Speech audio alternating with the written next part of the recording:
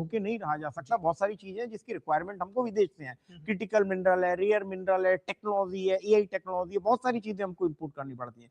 तो मुझे लगता है कि भारत का बजट आइसोलेशन की तरफ नहीं जाएगा। आत्मनिर्भरता हमेशा से ही हमारा एक सशक्त पहलू रहा है, वो हम निश्चित रूप से करते रहेंगे। और उन प्रोडक्ट में आत्मनिर्भरता जिसके अंदर हम अपने आप बना सकते हैं, उस पर हमारी इंपोर्ट डिपेंडेंस कम हो, और जिस प्रोडक्ट में हमारी स्ट्रेंथ है उसको हम एक्सपोर्ट कर सकें। जी जी जी। और अब से महज 60 सेकंड का वक्त रह गया है जब वित्त मंत्री निर्मला सीतारमण लोकसभा में अपना बजट पेश करेंगी। सरकार का बही खाता सामने आएगा साल 2026 का, और देश की अर्थव्यवस्था के लिए आज का दिन बेहद ही ऐतिहासिक, क्योंकि वित्त मंत्री निर्मला सीतारमण का ये लगातार नवा बजट होगा।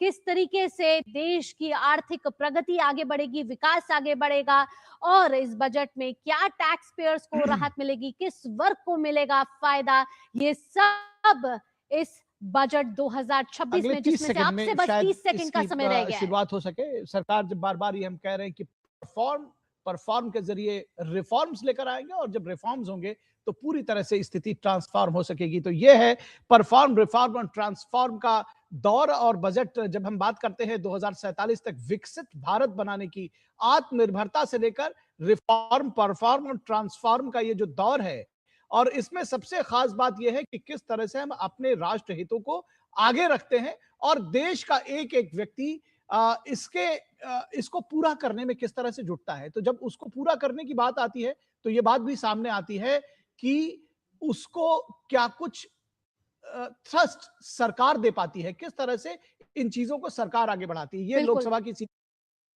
अध्यक्ष जी।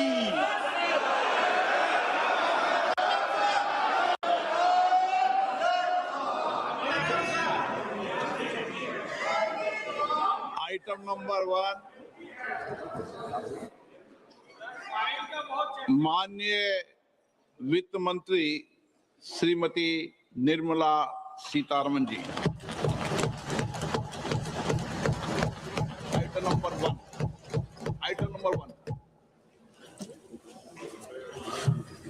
Sir, with your permission, I rise to lay table a copy each of the following Hindi and English versions under Article 281 of the Constitution. Report for 2026 to 2031, Volume 1, Main Report of the 16th Finance Commission. 2. Report for 2026-2031, Volume 2, Annexures of the 16th Finance Commission. Number 3, explanatory memorandum as to the action taken on the recommendations contained in the above report. Item number 2, माननीय वित्त मंत्री निर्मला सीतारमण जी।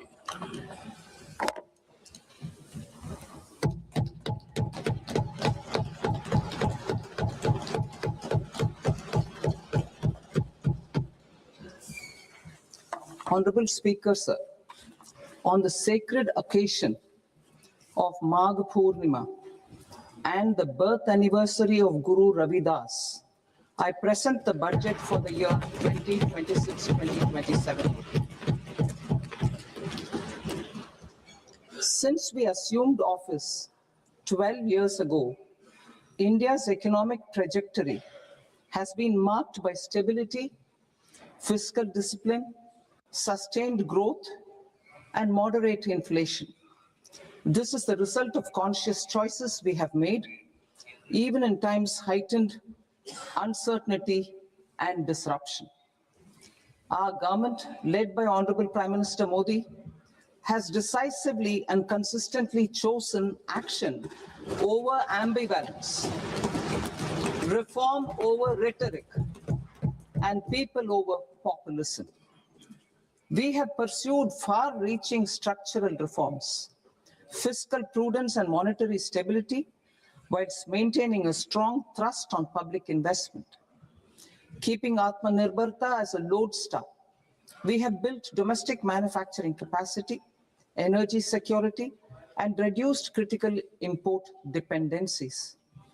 Simultaneously, we have ensured that citizens benefit from every action of the government, undertaking reforms to support employment generation, agricultural productivity, household purchasing power, and universal services to people.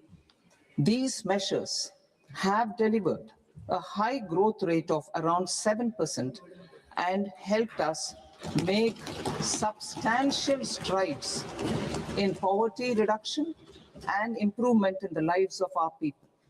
Today, we face an external environment in which trade and multilateralism are impaired and access to resources and supply chains are disrupted. New technologies are transforming production systems while sharply increasing demands on water, energy, and critical minerals. India will continue to take confident steps towards Viksit Bharat, balancing ambition with inclusion. As a growing economy with expanding trade and capital needs, India must also remain deeply integrated with global markets, exporting more and attracting stable long-term investment. As I begin part A, I want to express my gratitude to the people for standing firmly with us as we forge our way together towards becoming one of the largest economies of the world.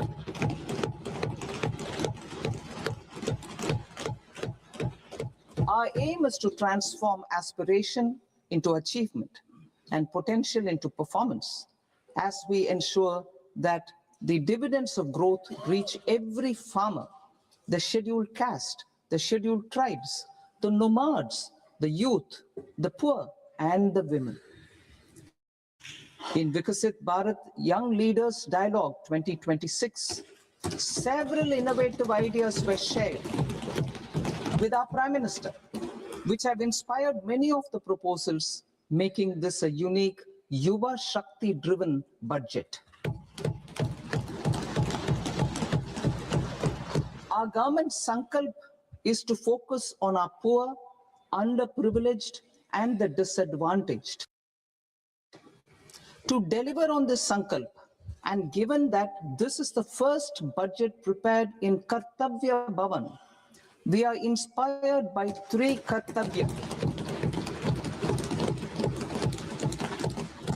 Our first Kartavya is to accelerate and sustain economic growth by enhancing productivity and competitiveness and building resilience to volatile global dynamics. Our second Kartavya is to fulfill aspirations of our people and build their capacity, making them strong partners in India's path to prosperity. Our third Kartavya, aligned with Sabka Saath, Sabka Vikas, is to ensure that every family, community, region, and sector has access to resources, amenities, and opportunities for meaningful participation.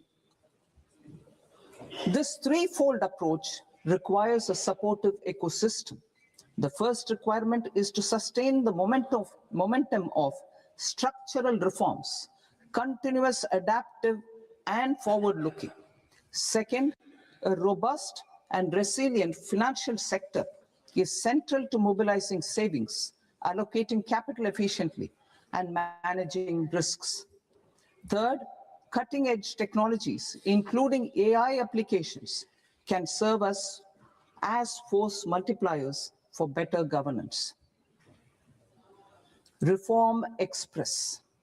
Our government has undertaken comprehensive reforms towards creating employment, boosting productivity, and accelerating growth. After the Prime Minister's announcement on Independence Day in 2025, over 350 reforms have been rolled out. This includes GST simplification, notification of labor codes, and rationalization of mandatory quality control orders. High-level committees have been formed, and in parallel, the central government is working with the state governments on deregulation and reducing compliance requirements. The Reform Express is well on its way and will maintain its momentum to help us fulfill our kartavya. I now move to specific proposals. Under our first kartavya, to accelerate and sustain economic growth, I propose interventions in 6 areas. 1. Scaling up manufacturing in 7 strategic and frontier sectors. 2. Rejuvenating legacy industrial sectors. 3. Creating champion MSMEs. 4. Delivering a powerful push for infrastructure. 5. Ensuring long-term security and stability. And 6. Developing city economic regions. Scaling up of manufacturing in 7 strategic and frontier sectors. Biopharma Shakti, meaning biopharma strategy for health advancement through knowledge, technology, and innovation. India's disease burden is observed to be shifting towards non-communicable diseases like diabetes, cancer, and autoimmune disorders. Biologic medicines are key to longevity and quality of life at affordable costs. To develop India as a global biopharma manufacturing hub,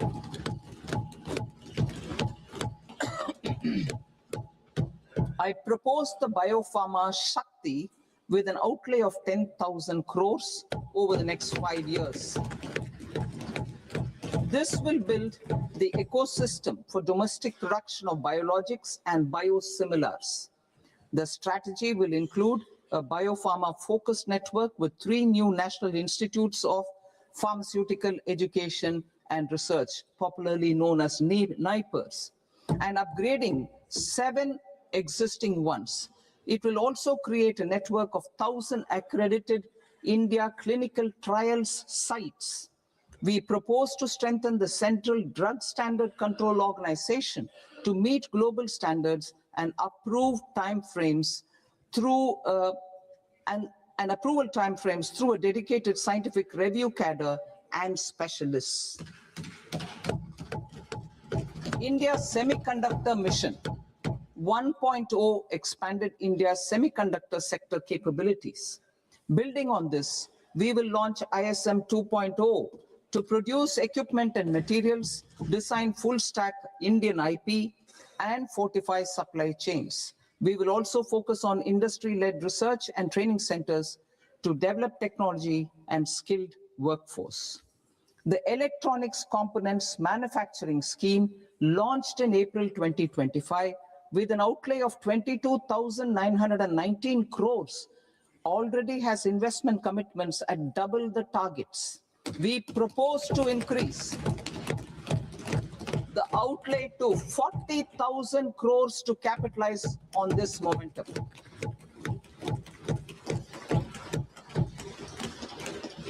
A scheme for rare earth permanent magnets was launched in 2025 November. We now propose to support the mineral-rich states of Odisha, Kerala, Andhra Pradesh, and Tamil Nadu to establish dedicated rare earth corridors to promote mining, processing, research, and manufacturing. To enhance domestic chemical production and reduction import dependency and reduce import dependency, we will launch a scheme to support states in establishing 3 dedicated chemical parks through challenge route on a cluster-based plug-and-play model. Strong capital goods.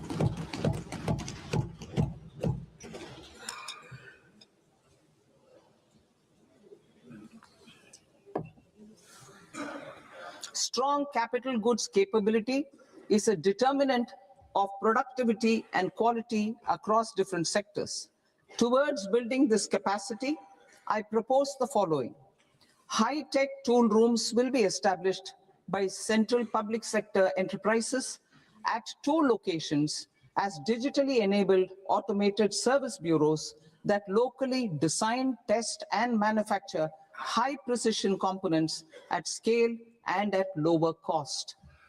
2, a scheme for enhancement of construction and infrastructure equipments will be introduced to strengthen domestic manufacturing of high value and technologically advanced CIE. This can range from lifts in a multi-storied apartment or firefighting equipment in multiplexes, large or small, and to tunnel boring equipments for building metros and high-altitude roads.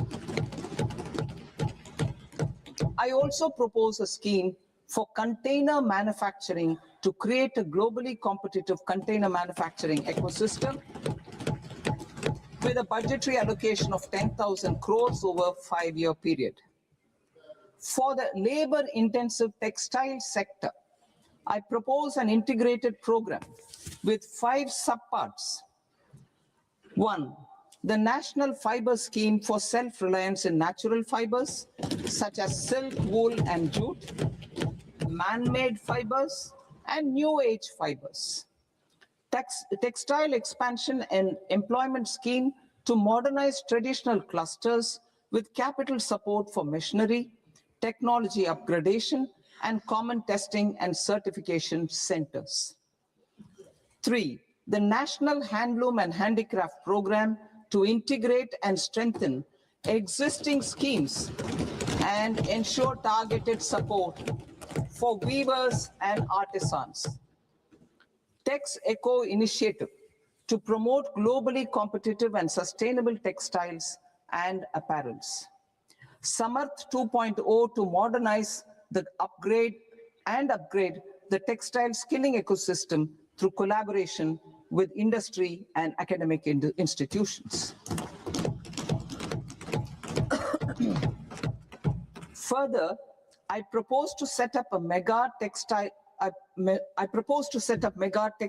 parks in challenge mode. They can also focus on bringing value addition to technical textiles. I propose to launch the Mahatma Gandhi Gram Swaraj initiative to strengthen khadi, handloom, and handicrafts. This will help in global market linkage and branding. It will streamline and support training, skilling, quality of process, and production. This will benefit our weavers, village industries, one district, one product, ODOP initiative, and also our rural youth. India has the potential to emerge as a global hub for high quality, affordable sports goods. I propose a dedicated initiative for sports goods that will promote manufacturing, research, and innovation in equipment design, as well as material sciences. Rejuvenation of legacy industrial clusters. I propose to introduce a scheme to revive 200 legacy industrial clusters to improve their cost competitiveness and efficiency through infrastructure and technology upgradation. Creating champion SMEs and supporting micro enterprises. Recognizing MSMEs as a vital engine of growth, I propose a 3-pronged approach to help them grow as champions. Equity support. I propose to introduce a dedicated 10,000 crores SME growth fund to create future champions, incentivizing enterprises based on select criteria. I also propose to top up the Self-Reliant India Fund set up in 2021 with 2,000 crores to continue support to micro enterprises and maintain their access to risk capital. Liquidity support. With TREDS, more than 7 lakh crore has been made available to MSMEs. To leverage its full potential, I propose 4 measures. 1, mandate TREDS as the transaction settlement platform for all purchases from MSMEs by CPSEs, serving as a benchmark for other corporates. 2, introduce a credit guarantee support mechanism through CGTMSE for invoice discounting on TREDS platform. 3, link GEM with TREDS for sharing information with financiers about government purchases from MSMEs, encouraging cheaper and quicker financing.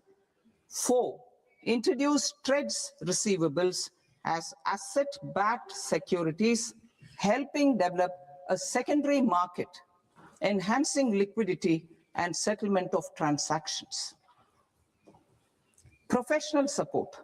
Government will facilitate professional institutions such as the ICAI, ICSI, ICMAI to design short-term modular courses and practical tools to develop a cadre of corporate mitras, especially in Tier 2 and Tier 3 towns.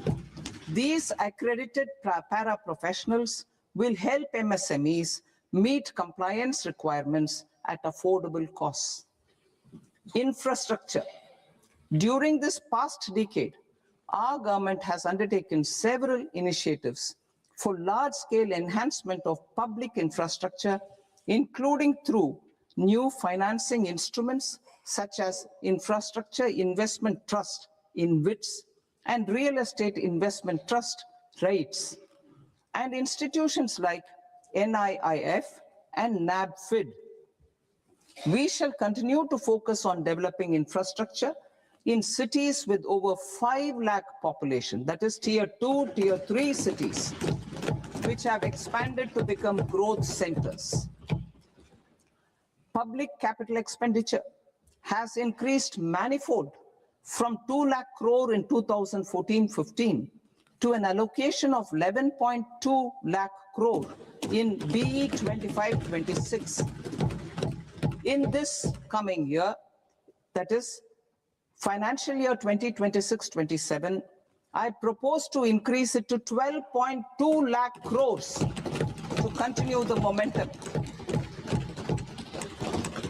To strengthen the confidence of private developers regarding risks during infrastructure development and construction phase, I propose to set up an infrastructure risk guarantee fund to provide prudentially calibrated partial credit guarantee to lenders. Over the years, REITs have emerged as a successful instrument for asset monetization. I propose to accelerate recycling of significant real estate assets of the CPSEs through the setting up of dedicated REITs. To promote environmentally sustainable movement of cargo,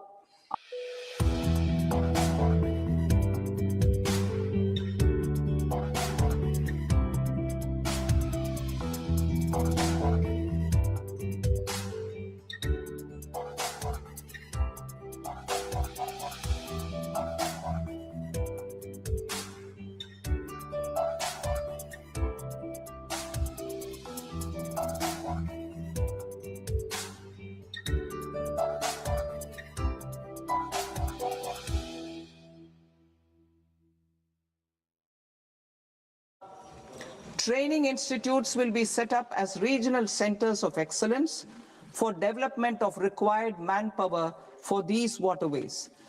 This will benefit youth in the entire stretch of the waterways to train and acquire skills. Further, a ship repair ecosystem catering to inland waterways will also be set up at Varanasi and Patna. And C, launch a coastal cargo promotion scheme for incentivizing a modal shift from rail to road to increase the share of inland waterways and coastal shipping from 6% to 12% by 2047. To enhance last mile and remote connectivity and promote tourism, I propose to give incentives to indigenize manufacturing of seaplanes. A seaplane VGF scheme will be also introduced to provide support for operations. Carbon capture, utilization and storage. Aligning with the roadmap launched in December 2025, the carbon capture, utilization and storage technologies at scale will achieve higher readiness and in end-use application across 5 industrial sectors, including power, steel, cement, refineries, and chemicals. An outlay of 20,000 crore is proposed over the next 5 years for this purpose. City economic regions. Cities are India's engines of growth, innovation, and opportunities.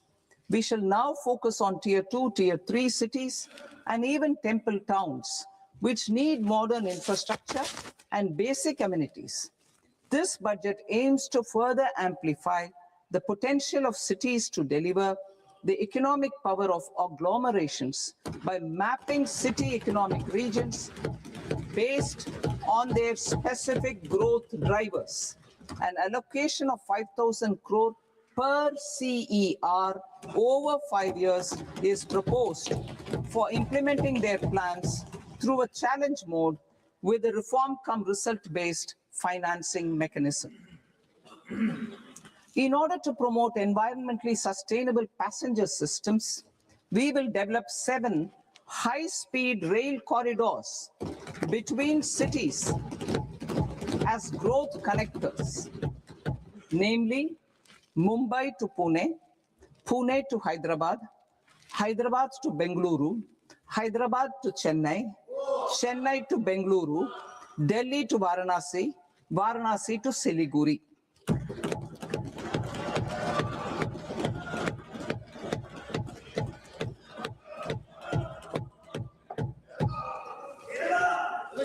Financial sector. The Indian banking sector today is characterized by strong balance sheet, historic highs in profitability, improved asset quality, and coverage exceeding 98% of villages in the country.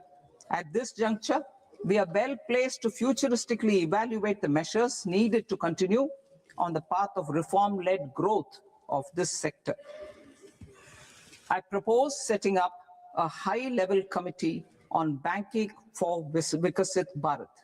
High-level committee on banking for Vikasit Bharat to comprehensively review the sector and align it with India's next phase of growth, while safeguarding financial stability, inclusion, and consumer protection. The vision for NBFCs for Vikasit Bharat has been outlined with clear targets for credit disbursement and technology adoption in order to achieve scale and improve efficiency in the public sector NBFCs. As a first step, it is proposed to restructure the Power Finance Corporation and Rural Electrification Corporation. I propose a comprehensive review of the foreign exchange management non-debt instruments rules to create a more contemporary, user-friendly framework for foreign investments consistent with India's evolving economic priorities. Corporate bond market. I propose to introduce a market-making framework with suitable access to funds and derivatives on corporate bond indices. I also propose to introduce total return swaps on corporate bonds. Municipal bonds. To encourage the issuance of municipal bonds of higher value by larger cities, I propose an incentive of 100 crore rupees for a single bond issuance.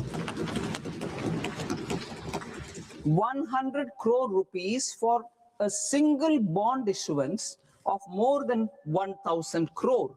The current scheme under Amrit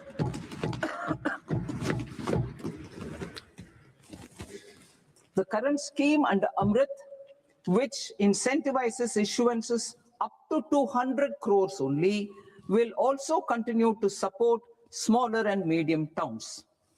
That will also continue to support the smaller and medium towns. Ease of doing business. Individual persons resident outside India, PROI, will be permitted to invest in equity instruments of listed Indian companies through the Portfolio Investment Scheme. It is also proposed to increase the investment limit for an individual PROI under the scheme from 5% to 10%, with an overall investment limit for all individual PROIs to 24% from the current 10%. Emerging technologies including AI. 21st century is technology driven. Adoption of technology is for the benefit of all people. Farmers in the field, women in STEM, youth keen to upskill, and Divyangjan to access newer opportunities.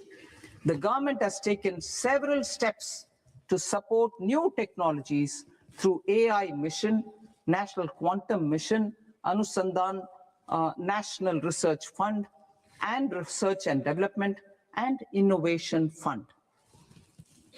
Our second kartavya is to fulfill aspirations and build capacities.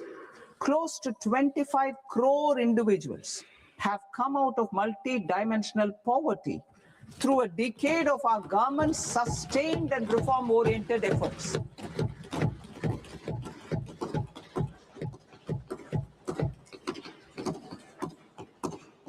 Our government has therefore decided to place a renewed emphasis on the service sector to provide a pathway to fulfilling aspirations of a youthful India with the following measures. I propose to set up a high-powered education to employment and enterprises standing committee to recommend measures that focus on services sector as a core driver of Vikasit Bharat. This will make us a global leader in services with a 10% global share by 2047. The committee will prioritize areas to optimize the potential for growth, employment, and exports.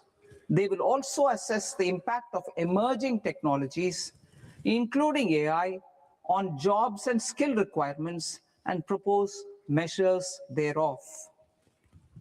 To create a range of skilled career pathways, a new range of skilled career pathways for our youth, I propose interventions in the following sectors. Health. Existing institutions for allied health professionals will be upgraded and new AHP institutions established in private and government sectors. This will cover 10 selected disciplines, including optometry, radiology, anesthesia, OT technology, applied psychology, and behavioral health, and add 1 lakh AHPs over the next 5 years. A strong care system covering geriatric and allied care services will be built. A variety of NSQF-aligned programs will be developed to train multi-skilled caregivers, combining core care and allied skills such as wellness, yoga, and operation of medical assistive devices. In the coming year, 1.5 lakh caregivers will be trained.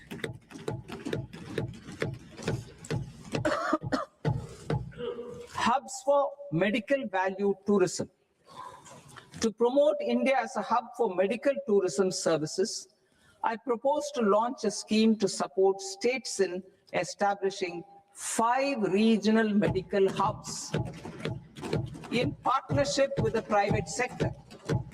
These hubs will serve as integrated healthcare complexes that combine medical, educational and research facilities. They will have Ayush centers, medical value tourism facilitation centers, and infrastructure for diagnostics, post-care, and rehabilitation. These hubs will provide diverse opportunities, job opportunities for health professionals, including doctors and AHPs. Ancient Indian yoga, already respected in several parts of the world, was given a mass global recognition when Honorable Prime Minister took it to the UN.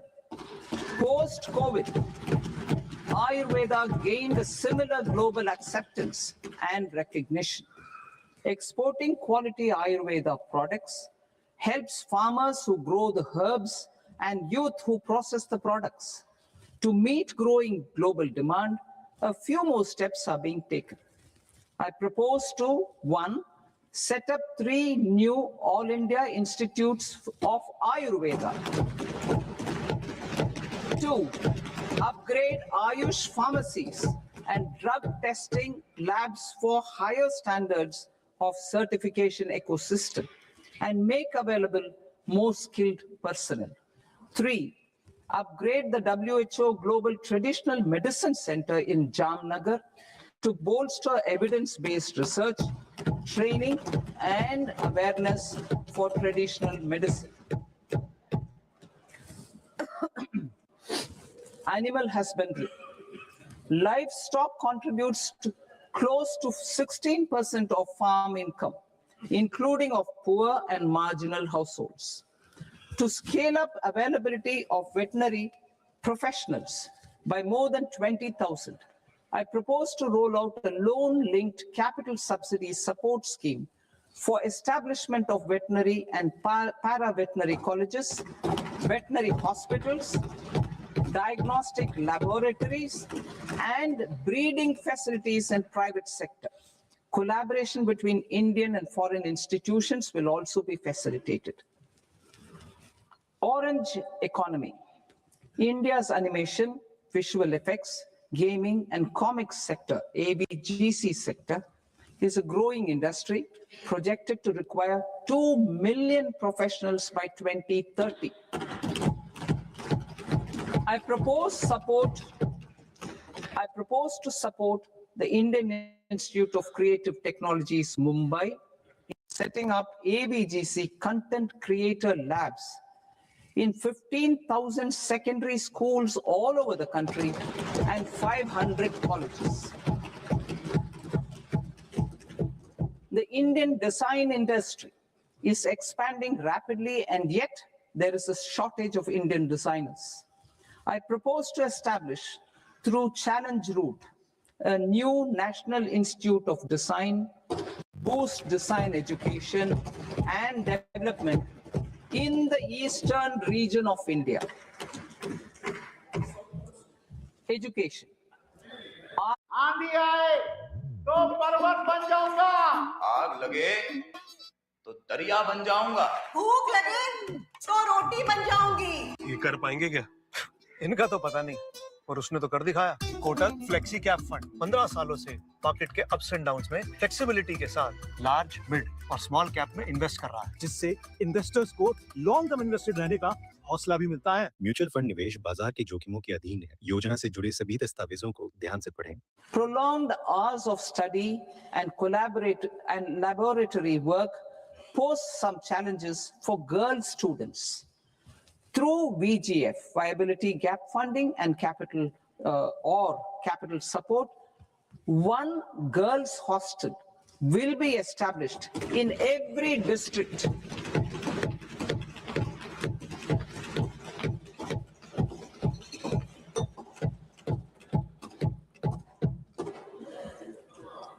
To promote astrophysics and astronomy via immersive experiences.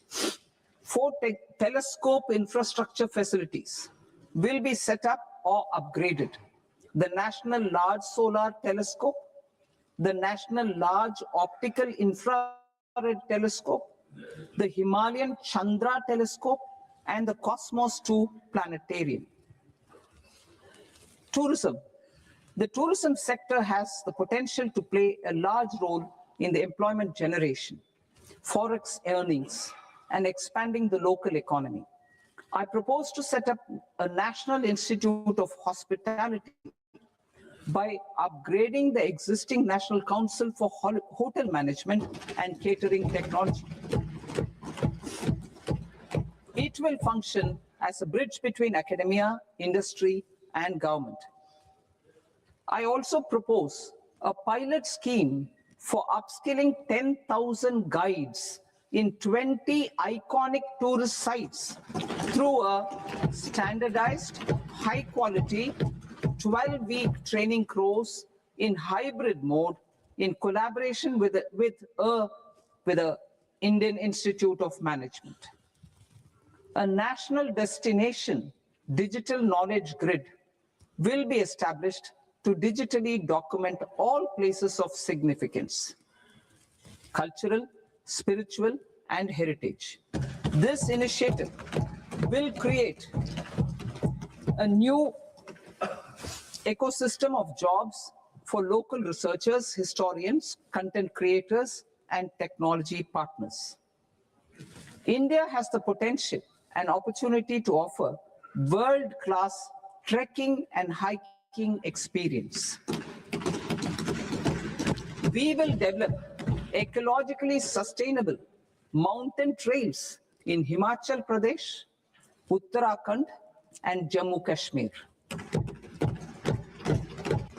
Also in Araku Valley in the Eastern Ghats and Podigai Malai in the Western Ghats. Turtle trails along key nesting sites of Odisha, Karnataka, and Kerala.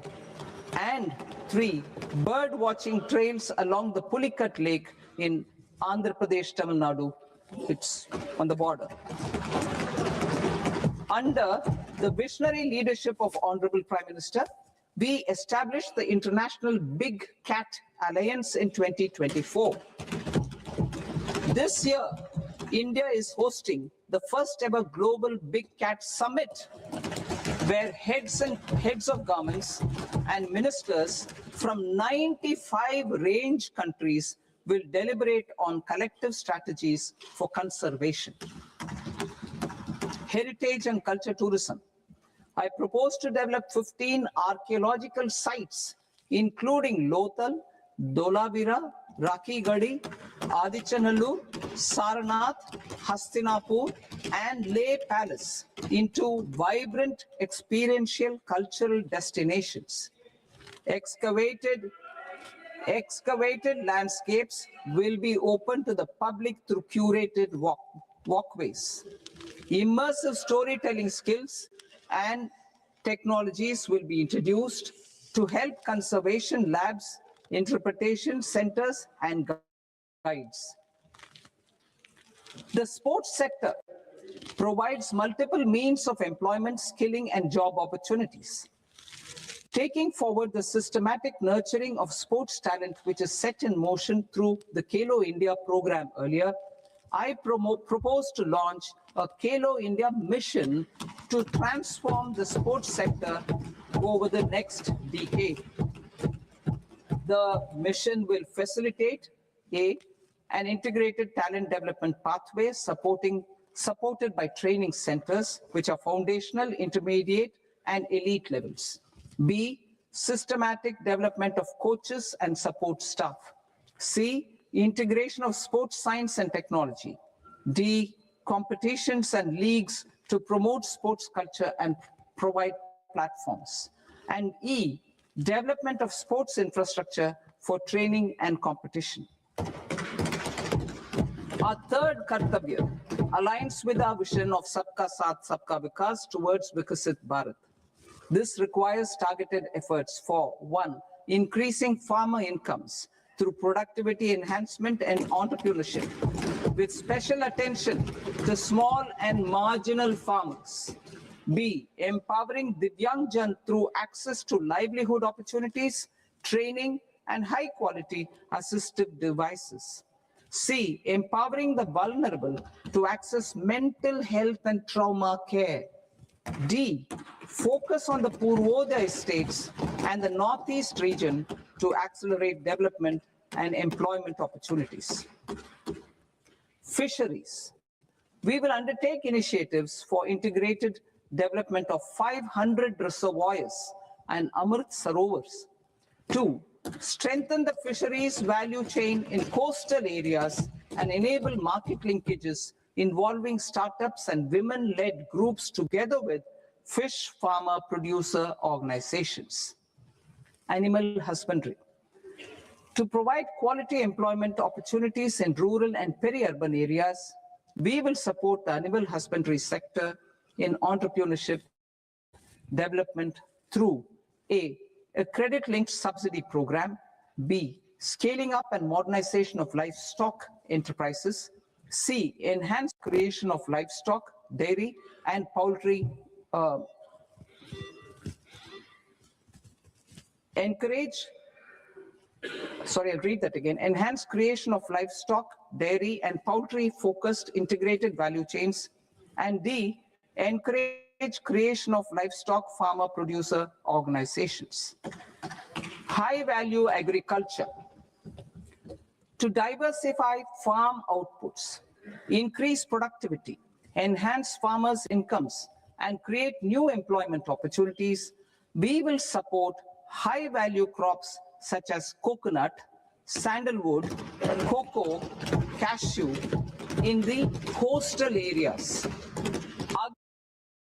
Other trees in Northeast and nuts such as almonds, walnuts, and pine nuts in our hilly regions.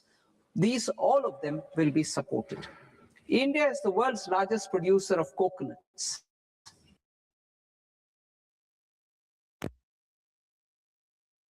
Nearly 10 million farmers depend on coconuts for their livelihood.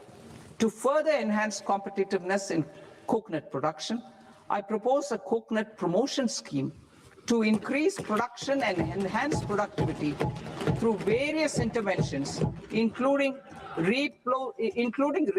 replacing and non-productive trees with new saplings or plants or varieties in major coconut growing states.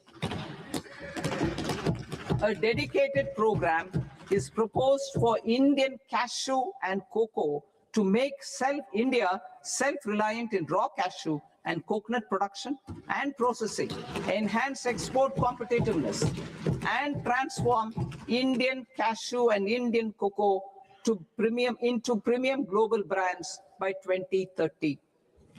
Sandalwood. Sandalwood is closely linked to India's social and cultural heritage. Our government will partner with state governments to promote focused cultivation and post-harvest processing to restore the glory of the Indian sandalwood ecosystem, to rejuvenate old, low-yielding orchards, and expand high-density cultivation of walnuts, almonds, and pine nuts. We will support a dedicated program to enhance farmer incomes and in bringing value addition by engaging youth.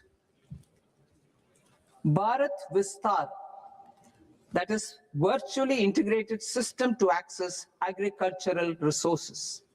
I propose to launch Bharat Vistar, a multilingual AI tool that shall integrate the AgriStack portals and the ICAR package on agricultural practices with AI systems.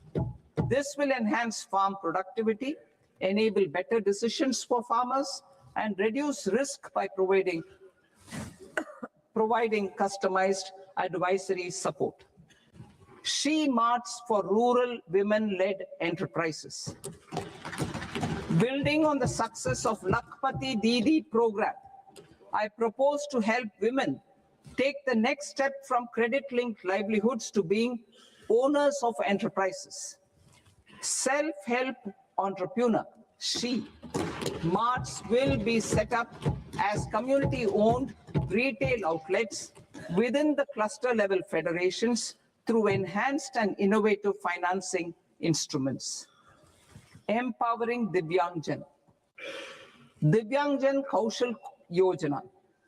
Information technology, AVGC sectors, hospitality and food and beverages sectors often offer task-oriented and process-driven roles which are suitable for Divyangjan.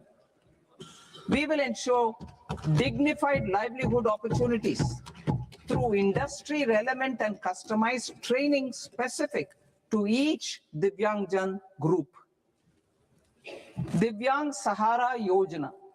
Timely access to high-quality assistive devices for all eligible Divyangjan is a fundamental need.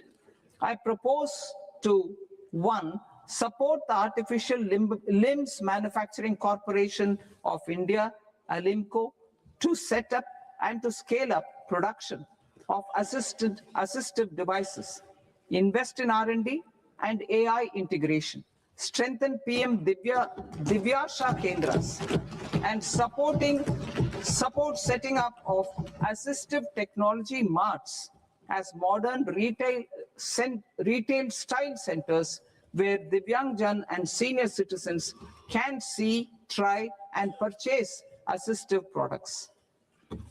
Reaffirming our commitment to mental health and trauma care. There are no national institutes for mental health care in North India.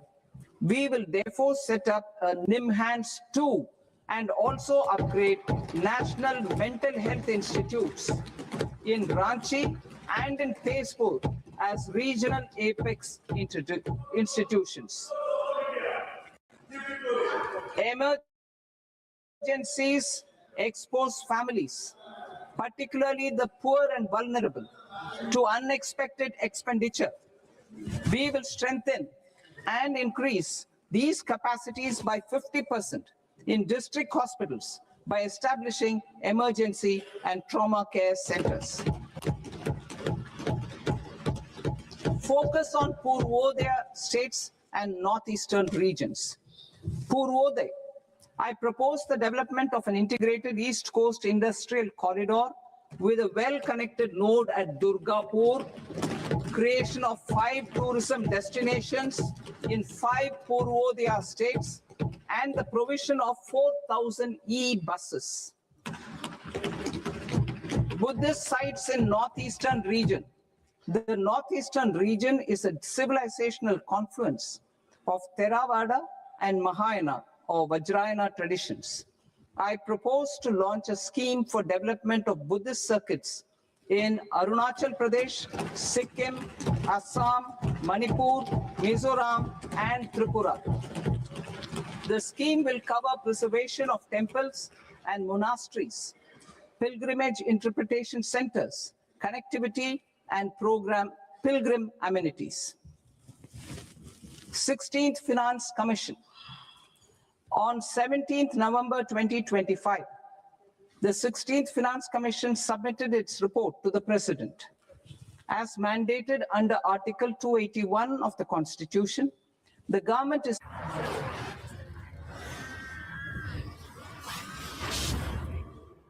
I vanish with signals. I vanish. Oh, burger took string. I vanish like in Pekini picture screen in air. Leave his body. Let the green flag enter. Bring me a man who loves me. I am a better man now. Prove it. I'm bewitched. And I'm all yours.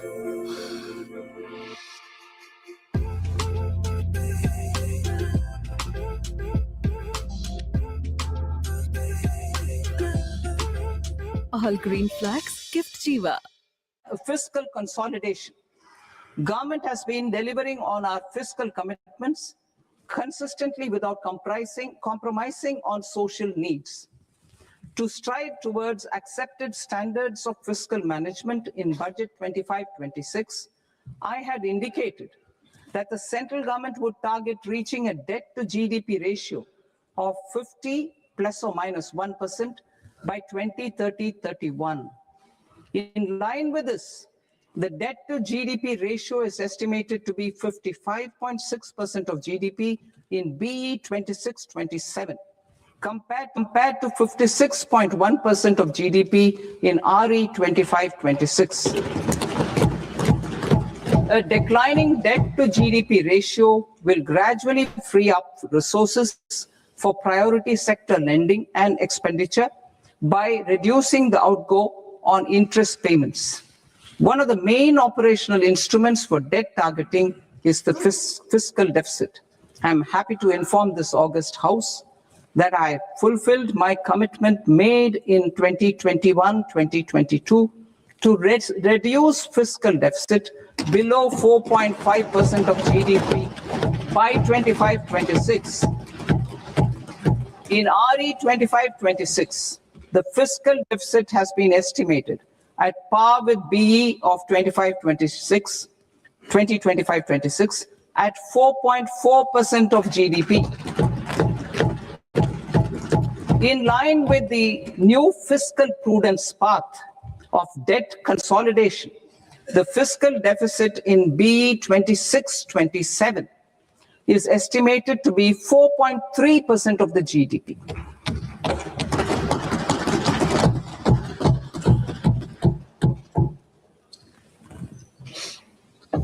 The revised estimates of the non-debt receipts are 34 lakh crore rupees, of which the centre's net tax receipts are 26.7 lakh crore.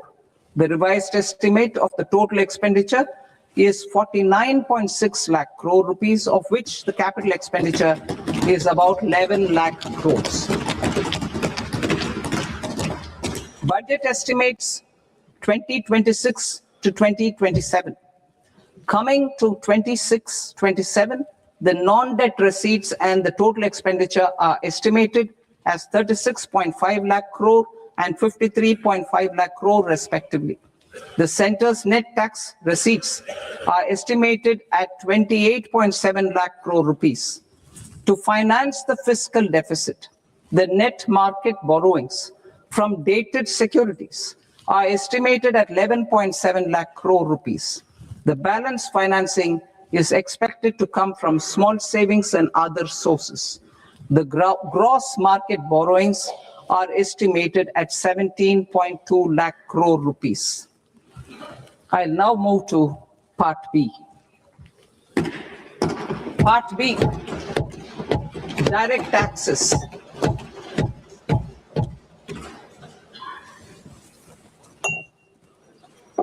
Honorable Speaker, sir, I now present my proposals on direct taxes. New Income Tax Act.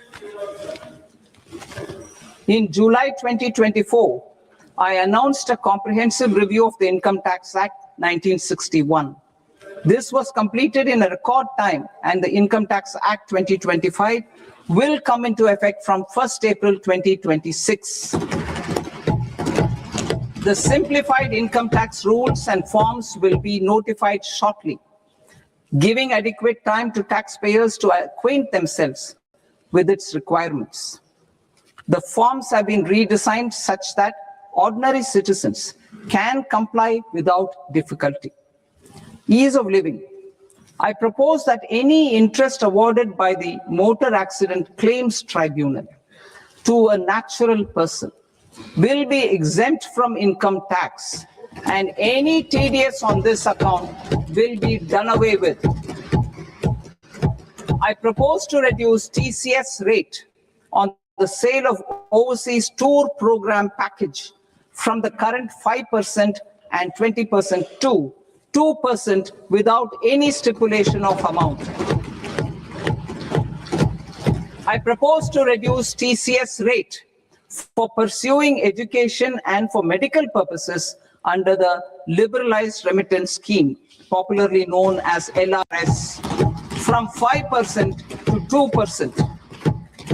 Supply of manpower services is proposed to be specifically brought within the ambit of payment to contractors for the purpose of TDS to avoid ambiguity. Thus, TDS on these services will be at the rate of either 1% or 2% only.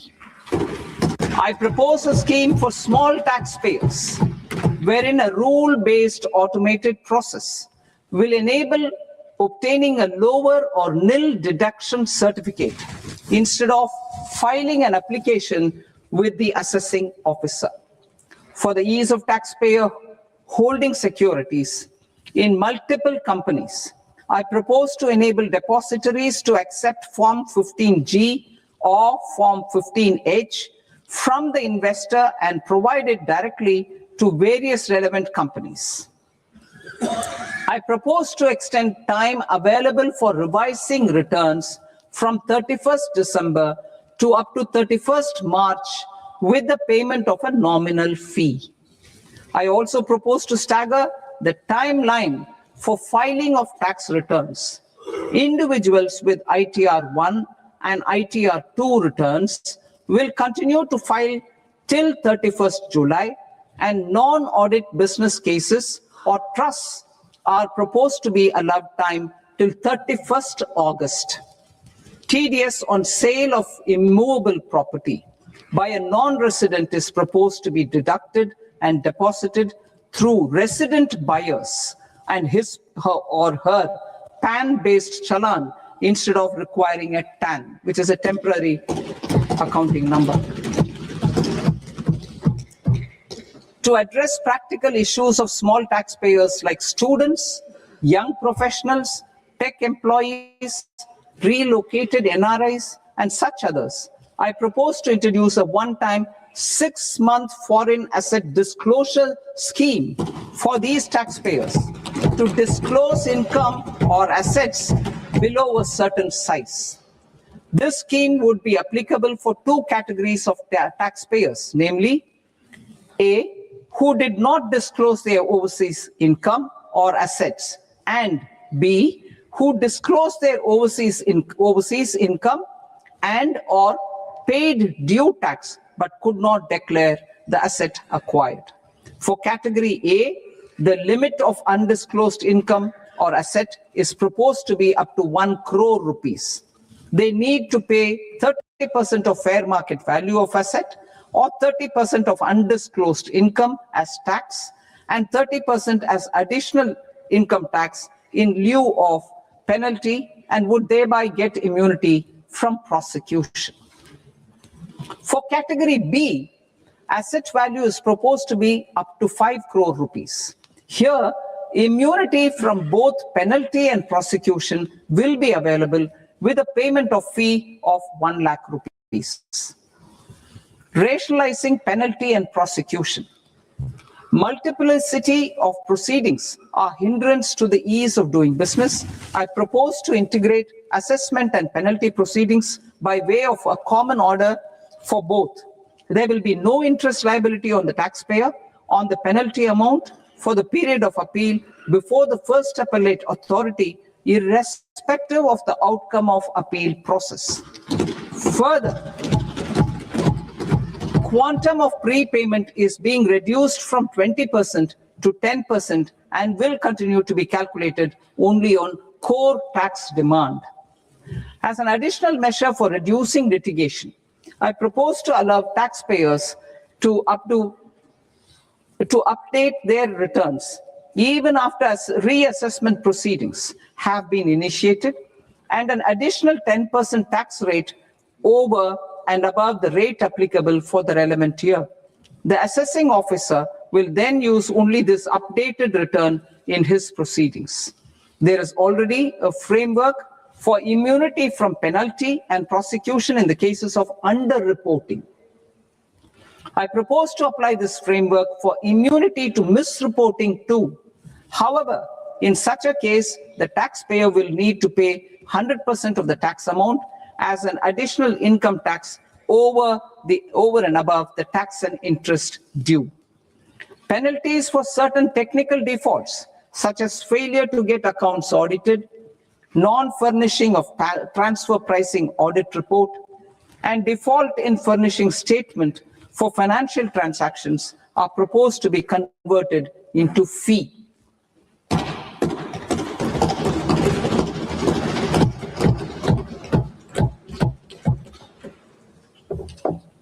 I propose to rationalize prosecution framework under Income Tax Act while maintaining a careful balance for deterrence in some serious offense.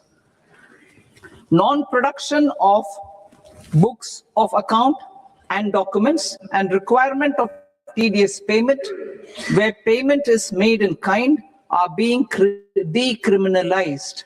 Further, minor offenses will attract fine only. The remaining prosecutions will be graded commensurate with the quantum of offense. They will entail only simple imprisonment with maximum imprisonment reduced to 2 years and power to courts to convert even those into fines. There is no penalty. There is no penalty presently for non-disclosure of non-immovable foreign assets with aggregate value less than 20 lakh rupees. I propose to also provide them with immunity from prosecution with retrospective effect from 1/10/2024.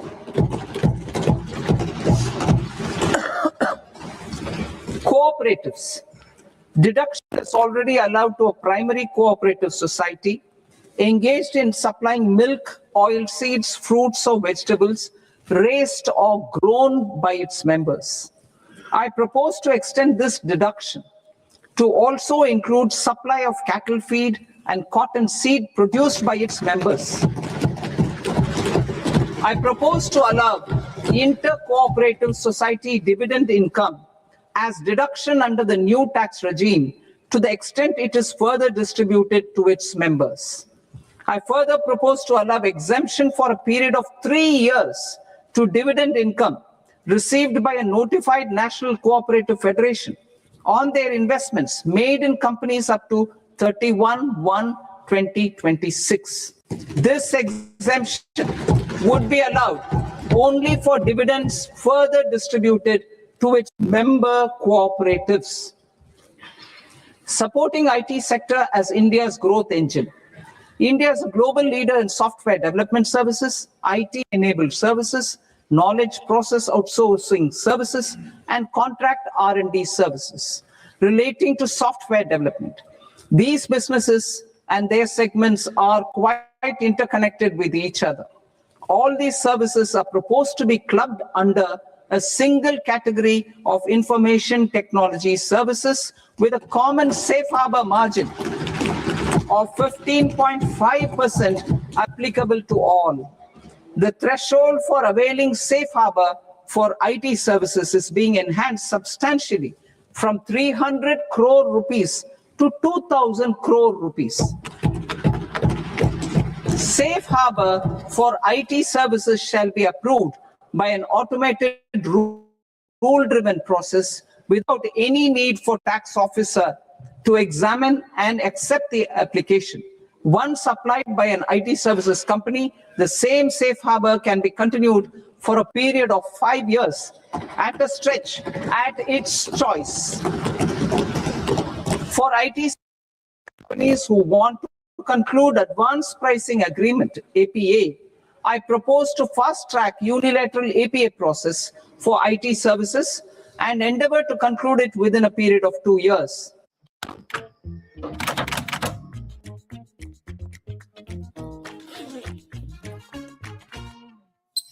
Door unlocked.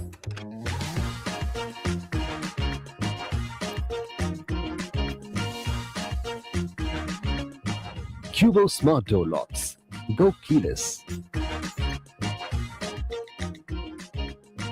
In data centers, I propose to provide tax holiday till 2047 to any foreign company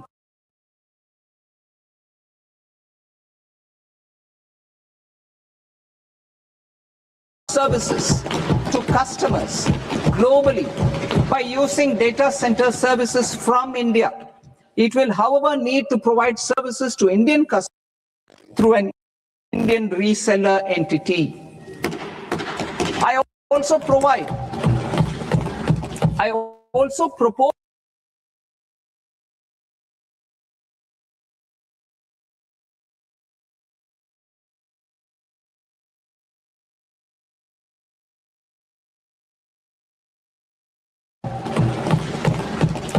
I also propose to provide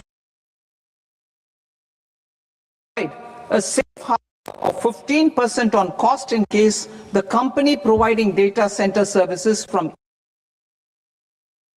India is a related entity. To harness the efficiency of just-in-time logistics for electronic manufacturing, I propose to provide safe harbor to non-residents for component warehousing in a bonded warehouse at a profit margin of 2% of the invoice value.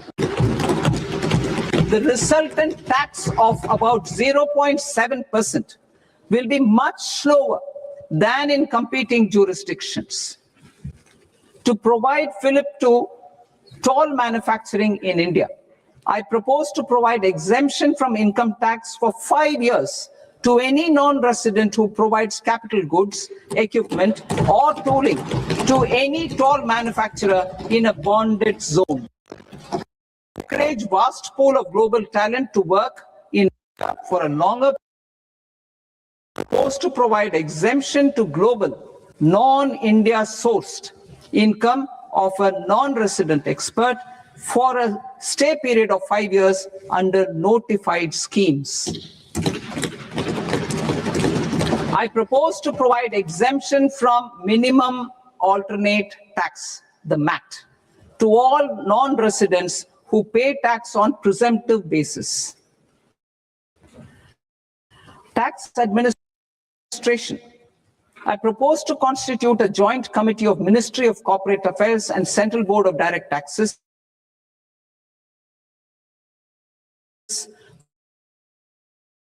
for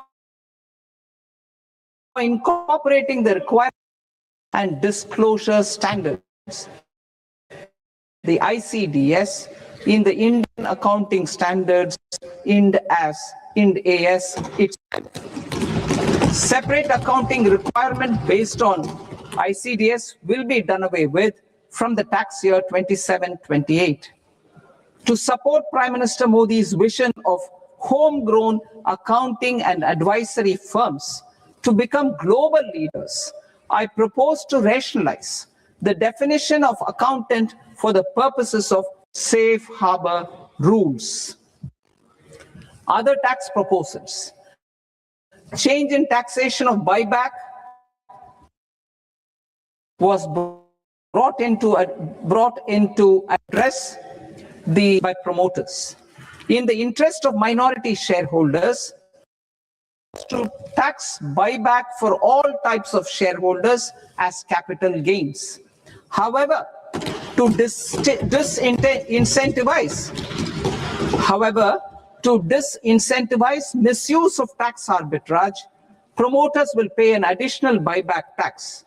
This will make effective tax 22% for corporate promoters. For non-corporate promoters, the effective tax will be 30%. TCS rate for sellers of specific goods, namely alcoholic liquor, scrap, and minerals, will be rationalized to 2%, and that on tendu leaves will be reduced from 5% to 2%. I propose to raise the STT on futures to 0.05% from the present 0.02%. STT on options premium, exercise of options, are both proposed to be raised to 0.15% from the present rate of 0.1% and 0.125% respectively. We reformed the taxation landscape for corporates in 2019 by providing them a simplified regime with lower tax rate so that they could productively focus on business rather than on claim of deductions and exemptions. To encourage companies to shift to the new regime, set off of brought forward MAT credit, minimum alternate tax credit, is proposed to be allowed to companies only in the new regime. Set off using available MAT credit is proposed to be allowed to an extent of 1/4 of the tax liability in the new regime. MAT is proposed to be made final tax, so there will be no further credit accumulation from 1st April 2026. In line with this change, the rate of final tax is being reduced to 14% from the current MAT rate of 15%. The brought forward MAT credit of taxpayers accumulated till 30th March 2026 will continue to be available to them for set-off as above. Indirect taxes. I shall now take up proposals related to indirect taxes. My proposals for customs and central excise aim to further simplify the tariff structure, support domestic manufacturing, promote export competitiveness, and correct inversion in duty. To continue weeding out long continuing customs duty exemptions, I propose to remove certain exemptions on items which are being manufactured in India or where the imports are negligible. Similarly, to further simplify the process of ascertaining the rate of duty applicable on a particular item, I propose to incorporate certain effective rates in various customs notifications to the tariff schedule itself. I shall now take up sector-specific proposals. Promotion of exports of marine, leather, and textile products. I propose a limit for duty-free imports of processing seafoods for export from the current 1% to 3% of FOB value of the previous year's export turnover. I also propose to allow duty-free imports of specified inputs, which is currently available for exports of leather or synthetic footwear, to exports of shoe uppers as well. I propose to extend the time period for export of final product from the existing 6 months to 1 year for exporters of leather or textile garments, leather or synthetic footwear, and other leather products. Energy transition and security. I propose to extend the basic customs duty exemption given to capital goods used for manufacturing lithium-ion cells for batteries to those used for manufacturing lithium-ion cells for battery energy storage systems also. I propose to exempt basic customs duty on import of sodium antimonate for use in manufacture of solar glass. Nuclear power. I propose to extend the existing basic customs duty exemption on imports of goods required for nuclear power projects till the year 2035 and expand it for all nuclear plants irrespective of their capacity. Critical minerals. It is proposed to provide basic customs duty exemption to the import of capital goods required for the processing of critical minerals in India. Biogas blended CNG. I propose to exclude the entire value of biogas while calculating the central excise duty payable on biogas blended CNG. Civil and defense aviation. I propose to exempt basic customs duty on components and parts required for the manufacture of civilian training and other aircrafts. It is proposed to exempt basic customs duty on raw materials imported for the manufacture of parts of aircraft to be used in maintenance, repair, or overall requirements by units in the defense sector. Electronics. To deepen value addition in the consumer electronics sector, I propose to exempt basic customs duty on specified parts used in the manufacture of microwave ovens. Special economic zone. To address the concerns arising about utilization of capacity by manufacturing units in the special economic zones due to global trade disruptions, I propose as a special one-time measure by eligible manufacturing units in SEZs to the domestic tariff area at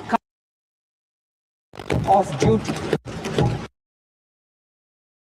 Quantity of such sales will be limited to a prescribed proportion of their exports. Necessary regulatory changes will be undertaken to operationalize the measures while ensuring level playing field for the units working in the DTA. Ease of living.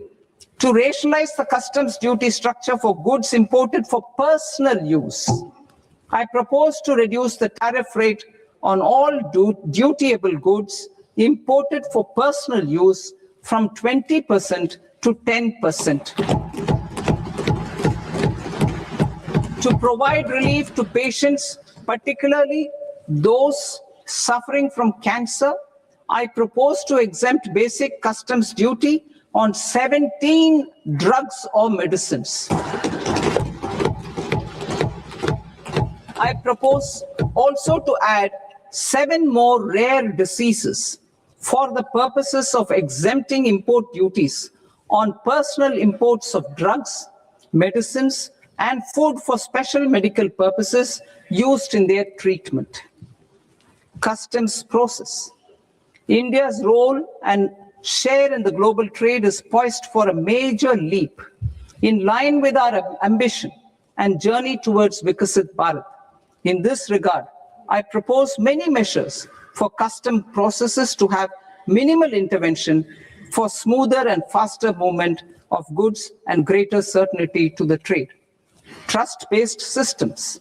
I propose to enhance duty deferral period for Tier 2 and Tier 3 authorized economic operators, known as AEOs, from 15 days to 30 days. I propose to provide eligible manufacturer importers the same duty deferral facility. This should encourage them to get themselves accredited as a full-fledged Tier 3 AEO in due course. To provide greater certainty and for better business planning, I propose to extend validity period of advance ruling binding on customs years to 5 years. In the spirit of the whole of government approach,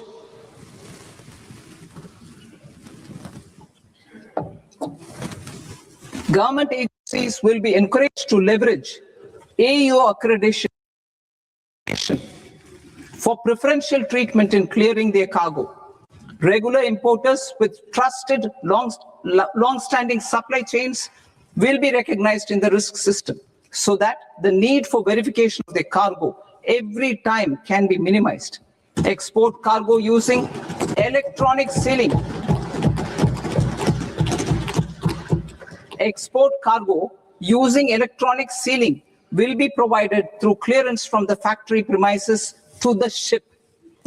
For import of goods not needing any compliance, filing of bill of entry by a trusted importer and arrival of goods will automatically notify customs for completing their clearance formalities. This will enable goods to be released immediately on arrival. The customs warehouse framework will be transformed into a warehouse operator-centric system with a self-declarations, electronic tracking, and risk-based audit. These reforms will move away from the current system of officer-dependent approvals and reduce transaction delays and compliance costs. Ease of doing business. Approvals required for cargo clearance from various government agencies will be seamlessly processed through a single and interconnected digital window by the end of the financial year. Processes involved in clearance of food, drugs, plant, and animal and wildlife products, accounting for about 70% of interdicted cargo, will be operationalized on this system by April 2026 itself. For goods not having any compliance requirement, clearance will be done by customs immediately after online registration is completed by the importer, subject to the payment of duty. Customs integrated system will be rolled out in 2 years as a single integrated and scalable platform for all customs processes. Utilization of non-intrusive scanning with advanced imaging and AI technology for risk assessment will be expanded in a phased manner with the objective to scan every container across all the major ports. New export opportunities to support Indian fishermen to fully harness the economic value of marine resources beyond our territorial waters. The following measures will be taken. A. Fish catch by an Indian fishing vessel in exclusive economic zone or on the high seas will be made free of duty. Landing of such fish on foreign port will be treated as export of goods. Safeguards will be put in place to prevent misuse during fish catch, transit, or transshipment. To support aspirations of India's small businesses, artisans, and startups to access global markets through e-commerce, I am pleased to announce complete removal of the current value cap of 10 lakh rupees per consignment on courier exports. In addition, handling of rejected and returned consignments will be improved with effective use of technology for identifying such consignments. I propose to revise provisions governing baggage clearance during international travel to address genuine concerns of passengers. The revised rules will enhance duty-free allowances in line with the present-day travel realities and of goods brought in.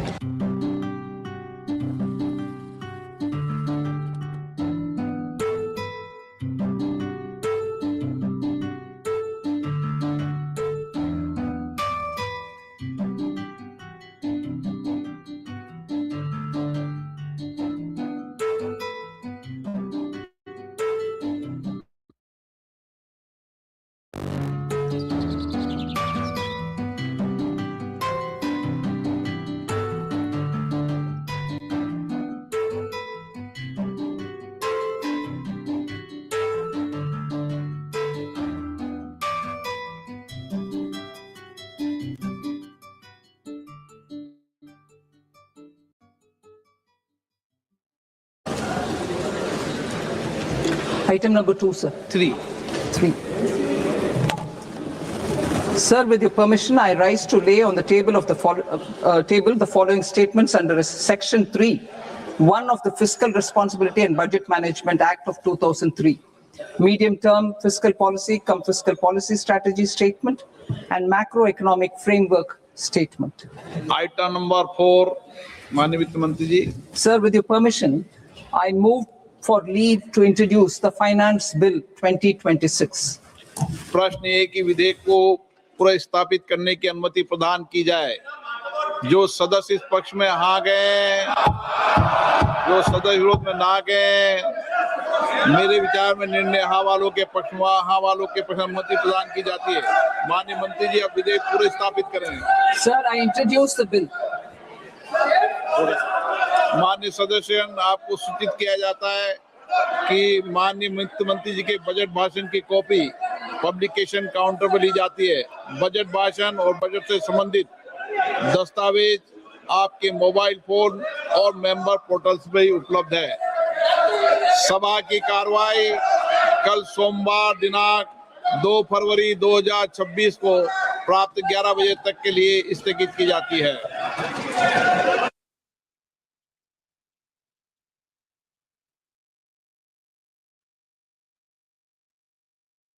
बड़ी खबर आपको बता दें कि budget 2026 इस समय पेश किया जा चुका है और इसमें कई चीजों पर फोकस रखा गया है और सीधे तौर पर अगर हम देखें तो इंफ्रास्ट्रक्चर पर सरकार का सीधा फोकस है बजट 2026 के जरिए हमने देखा।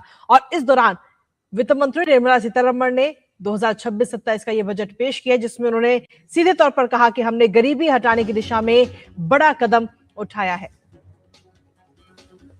और क्या कुछ हाइलाइट्स रही इस बार के बजट की वो आपको बता रहे हैं। बजट में वित्तीय अनुशासन पर जोर दिखा और वित्तीय घाटा जीडीपी के 4.4% पर रही है।